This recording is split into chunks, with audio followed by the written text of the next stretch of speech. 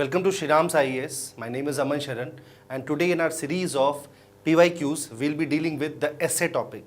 See, it's separate from general studies topic. I'm already taking up your 10 themes, 10 days masterly series on the essays, but this is quite different from that particular series. कैसे ये series अलग है? क्योंकि इसके अंदर हम जितने भी प्रीवियस ईयर क्वेश्चंस हैं उनको किस तरीके से एड्रेस करना है, एक्सप्लिसिटली उस पर्टिकुलर एसे को कैसे एड्रेस करना है, इसकी बात करेंगे. एंड आई होप आप सब स्टूडेंट्स जो हैं, जो एस्पिरेंट्स हैं, जो कि मेंस के लिए ट्राई करने वाले हैं इस साल या फिर अगले साल भी, they are going to appear for the prelims and clearing that prelims and going to address the mains exam, वो इन ऐसे टॉपिक्स का जो ये एक्सप्लोरेशन है इसके through they will get the benefit and they will be able to address these issues in the real exam. Okay, so without wasting any time, let's move to the essay which we are taking up today, and it's the essay from the part B section of the 2024 essay topic, and it is basically the question which deals with social media.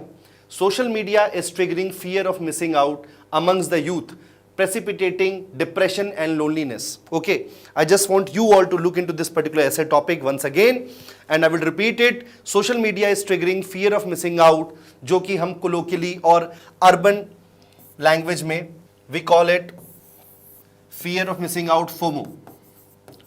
Okay, ये एक बहुत ही famous term है जो कि काफ़ी youngsters लेते हैं और आजकल के जनरेशन के लोग इस टर्म को कोलोकियली अपनी भाषा में काफ़ी यूज़ करते हैं. सो दिस पर्टिकुलर ऐसे topic what it tells about UPSC is that कि जो कोलोकियली जो आजकल की जनरेशन में जो वर्ड्स यूज़ किए जा रहे हैं, जो कि एक स्लैंग की तरीके से भी यूज़ होते हैं और बाकी तरीक़ों से भी यूज़ होते हैं और बाकी बहुत सारे यूसेजेस हैं जिस पर्टिकुलर टर्म के, उसको भी यूपीएससी जो है वो एड्रेस करता है because it's a very grave issue.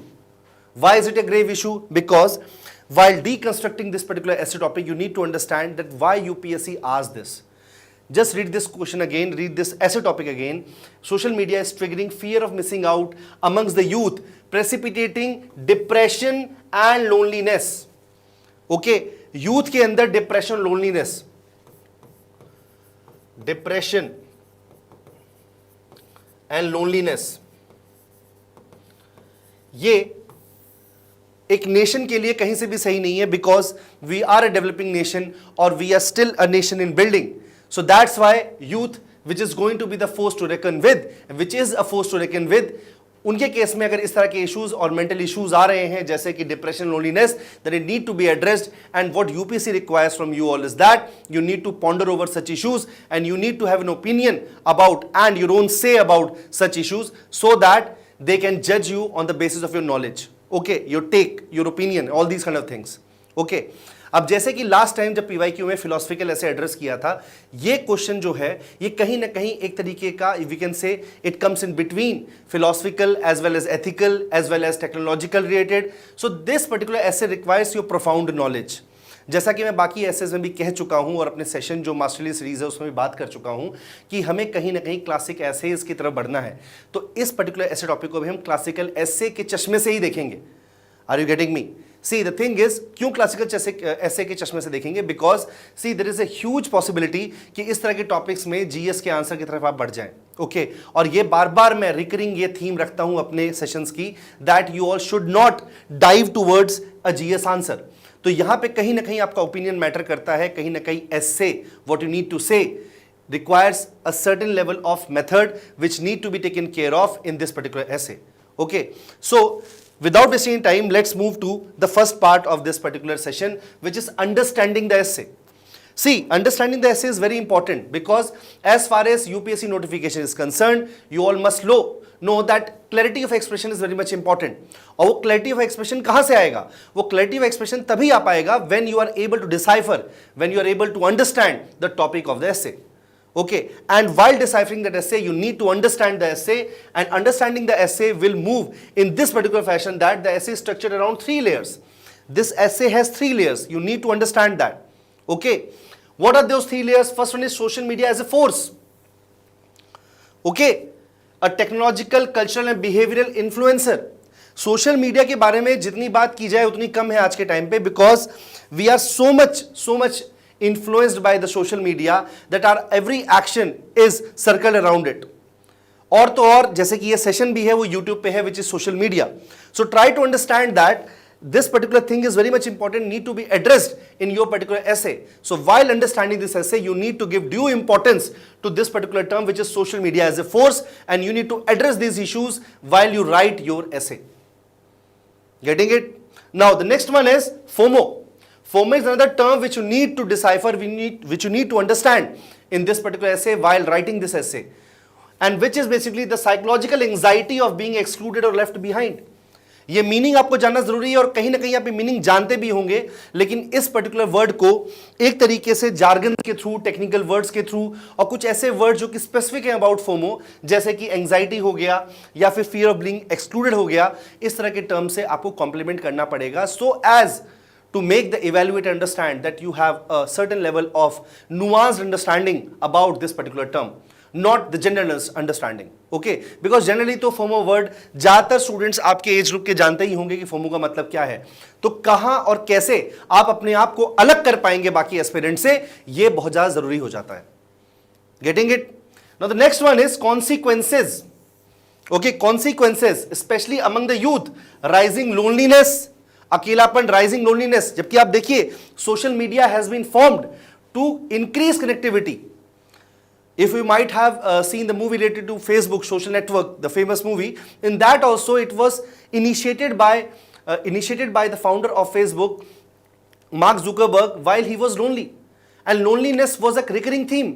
But you see the whole dilemma of this thing, that a particular network or particular technological advancement which has been made to connect people is causing loneliness. This is the dilemma behind it which you need to address in your essay. Next one is superficial connections. What is causing loneliness? Superficial connections. Just by saying, looking at a person's profile, you are approaching that person, you are sending friend requests, you are sending DMs and all these kind of things, and this is increasing loneliness because एक certain level of intimacy की ज़रूरत होती है, उसकी कमी हो जाती है while two people interact. Okay? जहाँ पुराने ज़माने में इंटरकनेक्टिविटी इतनी स्लो थी या फिर पॉसिबल ही नहीं था दो अलग रीजन के लोगों को एक दूसरे से मिल पाना, वैसे ही इस टाइम पर despite of so much connectivity people are feeling lonely. तो इस पर्टिकुलर थीम को, इस पर्टिकुलर कॉन्ट्रास्ट को आपको एड्रेस करना बहुत ज्यादा जरूरी है in your essay. Okay, getting it? Next is even depression. See, depression is a very important problem or very pertinent problem which is going to be addressed in this particular essay, because unless and until you address depression, so you'll not be able to fulfill the demands of this essay, because depression जो है वो एक बहुत ही major issue है आजकल के youth के अंदर, और सोशल मीडिया उसमें एक बहुत बड़ा रोल प्ले कर रहा है. और भी बहुत सारे इश्यूज हैं, अनएम्प्लॉयमेंट हो गया, बहुत सारे सोशल फैक्टर्स भी हैं, लेकिन कहीं ना कहीं सोशल मीडिया इंड्यूस जो डिप्रेशन है वो जानना आप लोगों के लिए बहुत ज़्यादा ज़रूरी है, और उसको एड्रेस करना इस एसे में और भी ज़्यादा ज़रूरी है. Okay, getting it? So while understanding this essay, the topic, see, try to understand how is it different from philosophical essay. See, understand आप कर जाओगे इस particular essay को, ठीक है, समझने में दिक्कत नहीं आएगी, because just look at the topic. Social media is triggering fear of missing out amongst the youth, precipitating depression and loneliness. इसको समझ पाना इतना डिफिकल्ट नहीं है, समझ में आपको आ जाएगा, बट प्रॉब्लम यह है कि आखिरकार लिखना क्या है. अगर आप कहानियां लिख के बैठ जाएंगे सोशल मीडिया के बारे में तो उससे काम नहीं चलेगा. तो you need a structured way in which you need to address this particular essay. और जैसा कि मैंने अपने मास्टर सीरीज में आपको बताया है कि किस तरीके से ब्रेनस्टॉर्मिंग करते हुए 5W1H यूज करते हुए आप आगे बढ़ सकते हैं इस तरह के एसेज में, so that you can understand, so that you can address the demand of the essay. वो बहुत ज्यादा जरूरी हो जाता है. इसके अंदर आपका जीएस का नॉलेज ऑफ कोर्स यूज हो जाएगा, लेकिन ट्राई टू अंडरस्टैंड जीएस का नॉलेज यूज करना ही एकमात्र तरीका नहीं है. आपको अपना एक एनरिच्ड ओपिनियन भी एक डिसेंट लैंग्वेज में इस पर्टिकुलर एसे में देना पड़ेगा, so as to fetch 140 plus marks, which is supposedly a good score in essay as far as nowadays scores are going on. Getting it? So what next? Next is crafting the introduction. Introduction को कैसे craft करेंगे आप? Introduction को craft करना एक कला है, it's a skill which you need to understand. There are various ways in which an introduction can be crafted. अब जब ये ऐसे का मीनिंग आपको समझ में आ गया है तो इंट्रोडक्शन क्राफ्ट करने वक्त आपको बहुत एहतियात बरतना पड़ेगा. क्यों बरतना पड़ेगा? Because there are various ways in which a particular essay can be introduced. As I have already mentioned, that anecdotal कुछ एनेक्डोट से आप स्टार्ट कर सकते हो। एक बहुत अच्छा anecdote I have given here as reference. It's 2 AM, a teenager lies awake scrolling through reels of parties, vacations and weddings. Everyone seems to be living fully except them. ये जो एक्सेप्ट देम वाला feature है, यही लाता है कहीं ना कहीं से depression, anxiety, and the most of all FOMO. यही लाता है एक्सेप्ट देम वाला जो फीचर है, वो लाता है फोमो। क्यों लाता है FOMO? Because just try to understand that a person who is, say example, pursuing UPSC exam, okay, and he is just sitting at his room or in the library and going through all the books, trying to mug up, try to understand, try to get into the depth of various subjects. At the same time, he finds that there are some people of his own age group who are just having vacation, who are just having fun of their life. Then of course what will happen to that particular person? Anyway, this particular preparation is quite tedious. It needs certain level of temperament. और ऐसा नहीं है कि हर बच्चा equal level पे mature होता है, और मैच्योर होने के बावजूद भी इस तरह की फीलिंग्स आ सकती हैं, क्योंकि जिस तरीके से इंस्टेंट ग्रेटिफिकेशन के चक्कर में आजकल की जनरेशन पड़ गई है, उस केस में ये जो एक्सेप्ट देम वाला इशू है, ये बहुत ज्यादा आ सकता है, बिकॉज आप किसी और की लाइफ से अपनी लाइफ को कंपेयर कर रहे होते हो। तो इस तरह के एनेक्डोट्स लेते हुए आप अपने एसे को इंट्रोड्यूस कर सकते हो, और इसके through you can craft a very beautiful introduction which can help you to navigate across your essay while going ahead. Okay, the next one is quote based. आप कोटेशन भी यूज कर सकते हो। किस तरह कोटेशन यूज कर सकते हो? कि comparison is the thief of Joy, said Theodore Roosevelt. इतना इंपॉर्टेंट कोट है bye such a great figure that comparison is the thief of Joy. कहां से प्रॉब्लम क्रिएट हो रही है? प्रॉब्लम क्रिएट हो रही है कंपैरिजन से, अनड्यू कंपैरिजंस। कई बार तो सोशल मीडिया पे the people who paste the various photographs of their vacations and all, their life is also not that exciting, but still while being on the social media or while representing them on the social media, they are very cautious, they are very concerned about how they portray themselves. They portray themselves as the funnest person ever in the world, okay, in their surroundings and all. और इससे कहीं ना कहीं जो लोग इनको देख रहे हैं, उनको accept them वाली फीलिंग, कहने का मतलब फोमो फील होता है। तो इस बात को भी आप एड्रेस कर सकते हो इस तरह के कोट्स के through. In the age of social media, joy is increasingly measured by views, likes and curated smiles. What are curated smiles? Curation क्या होता है? आप सब, जैसे कि we being Indians, we love cricket, तो आप जानते होंगे कि मैच में मैच क्यूरेटर होता है who tries to fix the ground, not fix in that way, basically prepare the pitch on which the cricket will be played, on which that particular match will be played. Okay, तो कहीं ना कहीं आप समझ रहे हो कि वो जो लैंड है जिसके ऊपर वो पिच बन रहा है, वो लैंड उस नेचर का नहीं था जिस नेचर का वो पिच बनने के कारण हो गया है। तो एक क्यूरेशन हुआ है, there is some change, some fine tuning which is being done. तो ये जो क्यूरेटेड स्माइल्स हैं, ये ऑर्गेनिक नहीं है, ये रियल नहीं है, ये क्यूरेटेड है। They have been read after, they have been rechanged, और दे हैव बीन क्रिएटेड और manufactured for a certain purpose to gain likes, views. Okay, तो इस तरह की चीजों से भी आप अपने एसे को इंट्रोड्यूस कर सकते हो। Getting it? Next is contrast. Contrast, you need to show the contrast. Earlier people felt lonely because they lacked communication, today they feel lonely despite being hyper connected. Hyper connectivity आ चुकी है आज के time पे। Are you getting me? 2G, 3G, 4G, 5G, okay, 5G आ चुका है। तो हाइपर कनेक्टिविटी इस सेंस में है कि if you want to reach your friend who you met last like 15 years back, you can just toggle over the social media websites and you will find that person and you can connect with that particular person. Even if your parents live somewhere else and you are staying in Delhi, through a simple video call you can look at them, you can talk to them. तो इस तरह की जो hyper connectivity है, इसका purpose ये था कि दो लोगों के बीच में कम्युनिकेशन क्लियर रहे, बट इवेंचुअली हो क्या रहा है? इवेंचुअली हो ये रहा है कि it is inducing certain level of depression, and you need to ponder over it in the body of this particular essay. But उसका जो इंट्रोडक्शन है, उसकी जो स्टार्टिंग है, वो आपको कहीं ना कहीं इंट्रोडक्शन के अंदर एड्रेस करनी पड़ेगी। Getting it? So this is how, these are 3 ways in which you can address the introduction of your essay. Okay, now let's move ahead to drafting the body. Now this is very important part. Drafting the body is very important in this case because you need to divide your body into 3 parts. Why these three parts? Because you need to remember that while understanding the essay slide was going on, in that we also try to deconstruct the essay. How to address this essay? Unless and until you have a structure to it, and that is the part of brainstorming. ये सब आपको करना है essay लिखने से पहले. 15-20 minute का आपको टाइम मिलेगा, उसमें पहले आप कर लो ये, और उसके बाद यू स्टार्ट द एसे. और इसके अंदर इन चीजों को 3 भाग में आप डिवाइड कर सकते हो. Part 1, how social media triggers FOMO. ये चीज मेंशन करना बहुत जरूरी है, बिकॉज परपेचुअल परफॉर्मेंस एंजाइटी जो है, परपेचुअल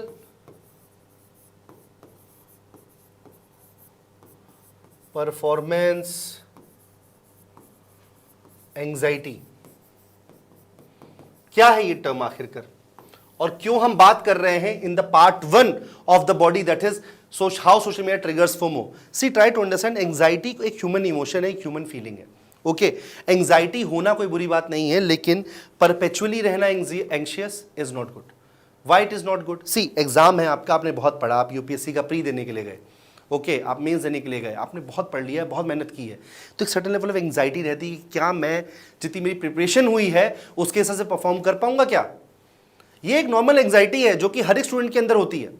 कोई बोले ना बोले, कोई इस बात को छिपाए, कोई इस कॉन्फिडेंस में एग्जाम देने जाए कि नहीं मैंने सब पढ़ा हुआ है, आई विल डू गुड. ये सारी की सारी बातें इंसान एज ए टूल यूज करता है, एज ए मेडिसिन यूज करता है to counter the anxiety levels. But just try to understand that kind of anxiety level, if continues throughout your life, then how will your mental situation be? Okay, and that is why perpetual performance anxiety एक बहुत important issue है जो कि FOMO के कारण आती है. because fear of missing out, basically what happens, जो लोग सोशल मीडिया पे पोस्ट कर रहे हैं वो भी हमेशा एंशियस रहेंगे कि उनको कितने लाइक्स और व्यूज मिले, उनकी कितने लोगों से जान पहचान है, चाहे वो पहचान झूठी ही क्यों ना हो. और जो लोग नहीं पोस्ट कर पा रहे हैं वो ये सोचेंगे कि अरे हम तो नहीं कर पा रहे हैं. तो फियर ऑफ मिसिंग आउट केवल उसको नहीं है जो कर रहा है, बिकॉज जो कर रहा है उसके लिए भी there are some criteria, relative figure है ये, उसके लिए there certain person who is getting more views.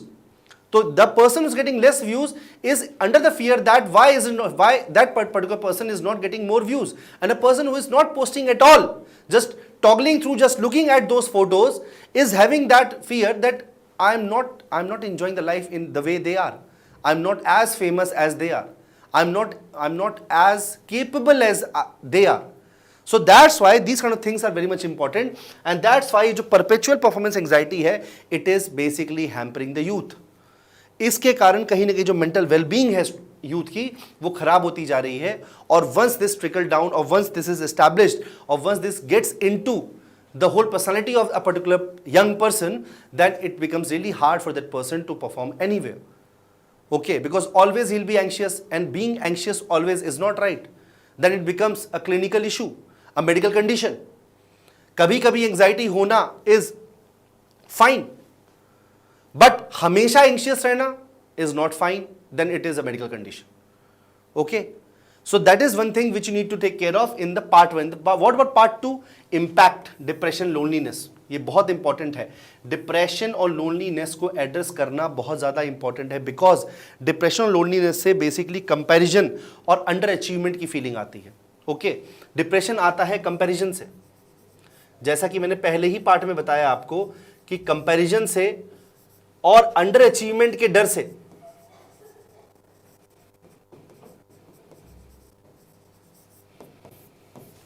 Under achievement के डर से कहीं ना कहीं जो डिप्रेशन है वो कहीं ना कहीं पनपता है आपके अंदर, जैसा कि इस पर्टिकुलर क्वेश्चन के अंदर टॉपिक के अंदर प्रेसिपिटेशन टर्म यूज किया गया है. तो प्रेसिपिटेट करता है वो इंसान के अंदर, एक यंग माइंड के अंदर, कि किस तरीके से फियर ऑफ मिसिंग आउट के कारण ऑन सोशल मीडिया वो कंपैरिजंस करने लग जाता है कि अरे मेरे पास तो वो लाइफ नहीं है, जो कि मैं ऑलरेडी मेंशन कर चुका हूं. और साथ ही साथ इसके अंडर अचीवमेंट की फीलिंग आती है कि क्या मैं उतना नहीं पा पाया लाइफ में जितना कि ये इंसान पा पाया जिसने जो कि फोटोज डाल रहा है. Okay, so that is one thing. तो कई बार कई लोग हैं, जैसा कि मैं एग्जांपल आपको देता हूं, कई लोग ये बोलते हैं कि मैं फोटोज नहीं डालता हूं, तो वो इस फोमो से अछूते नहीं है. They are also being affected by this FOMO because they are not putting up photos because of lack of confidence, lack of not having that life. They have that feeling that I don't have that life. There are very few people who are content with it, who don't give, who don't hold anything against. Okay, fine, someone is posting it, but I am not interested in that. But most of the times when a person says that he or she is not interested, then of course he or she is interested, just that कि comparison में अपने आप को वो लोग ये पाते हैं कि वो अंडर अचीवर्स रह गए, जो कि गलत फीलिंग है. Okay, so you need to understand कि इस तरह की चीजों को आपको एड्रेस करना पड़ेगा, despite of them being uncomfortable, because that will tell about the nuances you have. The evaluator will understand that you are able to understand the real issue which is being discussed in this essay topic. And once the evaluator understands it, then he will give you a better score. Because what essay is about? Essay is about your opinion, your experiences. So you can give example of your experiences. Some of your friend, at times you yourself were involved in this loop of FOMO. Then you need to address that, okay, in a short format. और घूम घूम के बार बार, जैसा कि पहले बता चुका हूं, you need to get back to the central theme of this particular essay, which is how FOMO is precipitating depression and loneliness. So that you need to get back to, और उसको get back to करने के लिए इस तरह के topics सब topics आपको इंटीग्रेट करने पड़ेंगे अपने ऐसे के अंदर. Getting it? Next part 3, social media all bad. अब देखिए ये बहुत इंपॉर्टेंट है, ट्राई टू अंडरस्टैंड. अब जो बात मैं करने जा रहा हूं बहुत ज्यादा इंपॉर्टेंट है. सी, एसे के अंदर the theme of the essay is about the negative aspects of social media. Okay, social media के नेगेटिव एस्पेक्ट्स के बारे में है ये, बट क्या उतने ही बोल देने से सफिशिएंट हो जाएगा? Does that suffice the whole demand? No, you need to make the evaluator understand that you have that nuance that social media is all bad. जो है इस टर्म से आप तारुफ नहीं रखते हो. कहने का मतलब ये वो पूरी तरीके से खराब नहीं है, और वहां पे आपको सोशल मीडिया को डिफेंड करना पड़ेगा. You will have to defend. You will have to defend social media.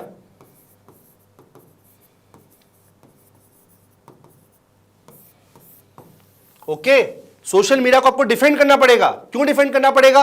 Because until and unless आप सोशल मीडिया को डिफेंड करोगे, you will not be able to understand कि what are the various nuances in this particular essay. आपको बताना पड़ेगा कि कैसे social media बहुत ज्यादा जरूरी है, कैसे सोशल मीडिया डिजिटल लिटरेसी में यूज कर रहे हैं लोग, किस तरह सोशल मीडिया को लोग अवेयरनेस के लिए यूज कर रहे हैं. कहीं पर कोई क्राइम हो जा रहा है, अनरिपोर्टेड जा रहा है, through social media, through X, people are able to promote it, people are able to send this particular message कि ओके यहां पे लॉ एंड ऑर्डर का इशू है. वरना कई सारे तो खबरें जो है वो हमसे दूर ही रह जाती हैं अगर सोशल मीडिया नहीं रहता तो इस तरह की बातों को आपको इंटीग्रेट करना पड़ेगा just to defend social media, ताकि केवल उसका ये जो एक गंदा चेहरा है about FOMO, about depression and loneliness, केवल वही एड्रेस होता हुआ ना रह जाए. Okay, so you need to make the evaluator understand that you know this nuance कि सोशल मीडिया का जो यूजेज है उसमें इशू है, सोशल मीडिया में इशू नहीं है, और इसके लिए आपको सोशल मीडिया को डिफेंड करना पड़ेगा थ्रू वेरियस पॉइंट्स. ये पॉइंट्स आपको कहीं से भी मिल सकते हैं, इसमें कोई इशू नहीं है. आपके जीएस के आंसर से भी सोशल मीडिया को आपने एड्रेस किया है, कई तरह की चीजें आपने पढ़ी होंगी, कई सारे रिपोर्ट्स पढ़े होंगे, यूएन के रिपोर्ट्स पढ़े होंगे आपने, इंडिया नीति आयोग के रिपोर्ट्स पढ़े होंगे. आप उनको यहां पे कोट कर सकते हो कि सोशल मीडिया ने किस तरीके से फंडामेंटल चेंजेस लेकर आया है कुछ लोगों की लाइफ में. कई सारी सक्सेस स्टोरीज हैं, कई सारी सैड स्टोरीज हैं जो कि सोशल मीडिया के एब्सेंस में हम तक पहुंच नहीं पाती. तो ऐसे एग्जांपल्स को आप कोट कर सकते हो यहां पर, and you can make the evaluator understand, you can make the person reading your essay understand that you have that nuance. Getting it? Now next is conclusion. See, conclusion बहुत important aspect रहेगा इस particular एसे के अंदर, जैसे हर एसे में रहता है, but जो कंक्लूजन है उसमें आप फिलोसफिकल जाएंगे तो बहुत अच्छा रहेगा. Okay, and why philosophical close? Because कहीं ना कहीं आपको इस बात को समझना पड़ेगा कि FOMO is not a failure of technology. FOMO technology का फेलियर नहीं है. What is FOMO? FOMO is a failure of perspective. आपके नजरिए का फेलियर है. किस तरीके से आप सोशल मीडिया को देखते हैं, किस तरीके से आप सोशल मीडिया को यूज करते हैं, वो तो नजरिया आपका है. एक इंसान सोशल मीडिया को यूज करता है अवेयरनेस के लिए, नॉलेज के लिए. एक इंसान यूज करता है कहीं ना कहीं अपने डोपामिन लेवल्स को बार बार टच करने के लिए, और इस तरीके से वो कहीं ना कहीं लोनलीनेस के उस ट्रैप में, उस विशियस सर्कल में जाके फंस जाता है. तो ये तो पर्सपेक्टिव का प्रॉब्लम है. So that's why you need to address this particular thing in the conclusion. Getting it? When we confuse online validation with real belonging, we step away from ourselves. Are you getting me? ये जो online validation जो है, जो एक झूठा validation है, whom should you seek validation from? From your near and dear ones, from your parents, from your close friends. Even if you ask for validation from them, it still makes sense. Though I am that kind of person who doesn't believe in that, but still, you need to seek, if you want to seek validation of people who care about you, yeah, about whom you care. But what about these strangers whom you met on social media? Why do you need validation from them? So that you need to address in the conclusion that जो online validation है वो real belonging की तरह आप treat नहीं कर सकते हो. It's not a real belonging. इस तरह कंफ्यूजन से आपको हटना पड़ेगा और इन सारे पॉइंट्स को आपको कंक्लूजन में इंटीग्रेट करना पड़ेगा. Okay, so as to make the evaluator understand that you have profound understanding about this particular topic. Okay, या फिर एक कोट के साथ भी आप खत्म कर सकते हो अपने ऐसे को, which is happiness is not out there, it's inside. Gautam Buddha की दी हुई कोट है कि कहीं ना कहीं आपको जो खुशी है अपने अंदर ढूंढनी पड़ेगी, बाहर नहीं मिलेगी. और बाहर मिलने का जो बहुत ही अच्छा एग्जांपल है वो बेसिकली फोमो ही है, सोशल मीडिया ही है. क्योंकि उससे ज़्यादा बाहर क्या हो सकता है? एक आपके अंदर से बाहर है आपके रिलेटिव्स, आपके parents and all this people, and then there are those people who are strangers, completely strangers. तो उनसे ज़्यादा बाहर क्या ही हो सकता है?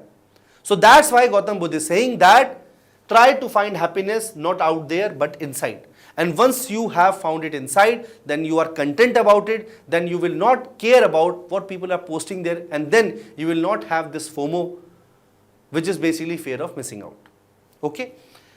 There are other ways also, or a moral insight. We don't miss out on life when we skip an event. We miss out when we stop living meaningfully in the present. Okay? जब हम आज में रहना छोड़ देते हैं, उस time पर ही इश्यूज क्रिएट होते हैं. ओके, तो इस तरीके से एक मोरल भी थिंकिंग आप वहाँ पे एक मोरालिटी को भी ला सकते हैं, जिसके थ्रू कि आप समझा सकते हैं कि we don't miss out on life. हम तब नहीं लाइफ को मिस कर जाते हैं जब हम कोई चीज़ स्किप कर जाते हैं, कोई चीज़ छूट गई देख पाना, कोई जगह विजिट कर पाना है वो छूट गया, बल्कि तब जब हम प्रेजेंट में रहना छोड़ देते हैं. Because if will keep on thinking about things which we have missed, then we can't live in the present. और आज में रहना, अभी में रहना, इस मोमेंट में रहना बहुत ज़्यादा ज़रूरी है.